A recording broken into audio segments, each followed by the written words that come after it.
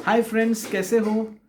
सबसे पहले मेरे यूट्यूब चैनल को आप प्लीज़ सब्सक्राइब करिए, फिर ये बेल आइकन दबाइए और लाइक भी करिए।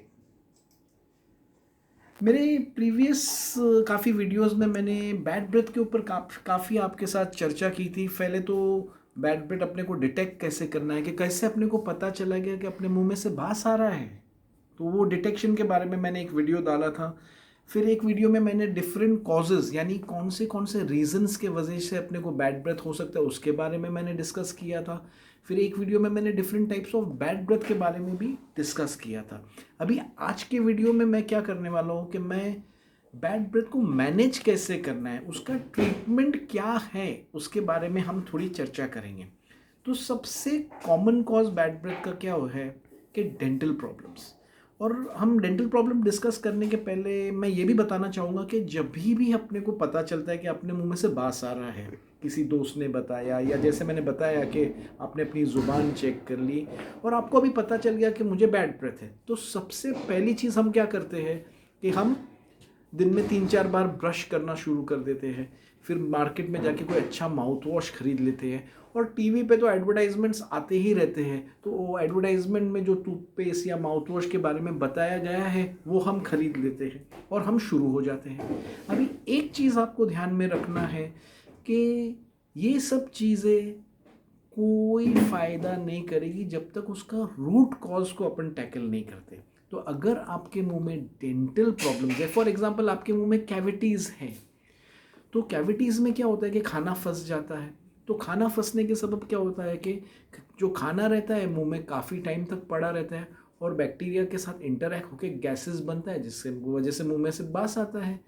तो अपने को ये सब कैविटीज़ का ट्रीटमेंट करना ज़रूरी है। तो कैविटीज़ का ट्रीटमेंट क्या हो सकता है, या तो उसमें फिलिंग अपन कर सकते हैं, या तो रूट कनाल की ज़रूरत पड़ती है, या बहुत बार अगर ज़्यादा ही ख़राब हो गया तो निकालना भी पड़ेगा, पर वो करना ज़रूरी है। और दूसरा क्या होता है, बहुत बार अपन खाते खाते खाना फंस जाता है दांतों के बीच में, तो ऐसे सिचुएशन में फ्लॉस यूज़ करके वो खाने को अपने को बाहर निकालना है। ठीक है, क्योंकि खाना अगर फंस गया तो मुंह में बदबू आना शुरू हो जाएगा। तो ये अपने को करना बहुत ज़रूरी है। और बहुत बार क्या रहता है कि अपने गम्स में से ब्लीडिंग होता है, हम ब्रश करते हैं तो ब्लीडिंग होता है। तो वो गम्स के प्रॉब्लम के वजह से भी क्या होता है कि दांत में अपने मुंह में से बहुत बदबू आती है। तो डेंटिस्ट के पास जाके अपना क्लीनिंग पॉलिशिंग करना और गम का जो रिलेटेड ट्रीटमेंट है करना, वो बहुत ही ज़रूरी है। तो और अब बहुत बार कैसे रहता है कि अपने मुंह में अल्सर्स भी रहते हैं, स्वेलिंग रहता है, कई जगहों से, कई दांत के आसपास से पस भी निकलता रहता है। तो ये सब डेंटल प्रॉब्लम्स होने की वजह से अपने मुंह में बहुत बदबू आ सकती है। तो इसका ट्रीटमेंट करना बहुत ज़रूरी है। अगर आप ये ट्रीटमेंट नहीं करते और ऐसे ही माउथ वॉश और टूथपेस्ट यूज़ करना शुरू कर देते तो उसका एग्जाम्पल क्या मैं दे सकता हूँ कि आपने 3-4 दिन से नहाया ही नहीं और आपने परफ्यूम लगा के आप घूमने चले गए, तो उसमें क्या होगा कि एक फॉल्स सेंस आएगा कि हाँ सब ठीक है। बिकॉज बहुत बार हम क्या करते हैं, बहुत मिंट्स खाते हैं, जैसे पोलो वगैरह है, तो उससे क्या होता है मुंह बड़ा फ्रेश लगता है। पर ये सब जो शुगर कंटेनिंग मिंट्स और च्युइंगम्स है, उसमें क्या होता है, वो शुगर पूरे मुंह में फैलता है। शुगर बैक्टीरिया के लिए फूड होता है और उसके वजह से गैसेस प्रोड्यूस होते हैं, जिसके वजह से मुंह में से बदबू आता है। सो अगर आपके मुंह में बदबू है और डेंटल कॉज है, तो पहली चीज़ है कि डेंटल ट्रीटमेंट करवा देना। अभी मेरे अगले वीडियो में मैं मेडिकल कॉजेज़ के बारे में डिस्कस करूँगा।